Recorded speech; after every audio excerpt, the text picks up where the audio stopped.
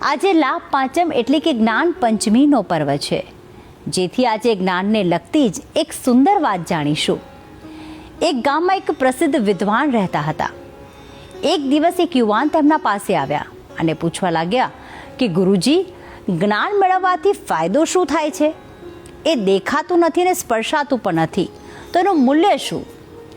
ગુરુજીએ સ્મિત કર્યું અને તેને એક પિત્તળનો ગ્લાસ આપ્યો અને બોલ્યા, આ ગ્લાસ લઈ જા અને બજારમાં વેચવાનો પ્રયાસ કર.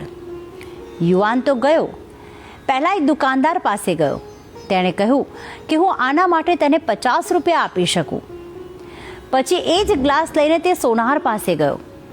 સોનારે તપાસ્યું અને બોલ્યો, આ તો સોનાથી બનેલો છે, હું 50,000 આપી શકું. યુવાન તો આશ્ચર્યચકિત થઈ ગયો અને પાછો ગુરુજી પાસે આવ્યો અને વાત કહી. ગુરુજી બોલ્યા, જ્ઞાન પણ આવું જ છે. જેની નજર સામાન્ય હોય તેને એનું મૂલ્ય ન દેખાય, પણ જેને સમજ છે તેના માટે જ્ઞાન એ અમૂલ્ય છે. આ વાત એ શીખ આપે છે કે જ્ઞાન દુનિયાની સૌથી મોટી સંપત્તિ છે. જેની પાસે સાચું જ્ઞાન હોય છે તેની કિંમત દુનિયા પોતે જ ઓળખી લે છે. અને હવે આ વાત એક સુવિચાર દ્વારા પણ સમજી લઈએ.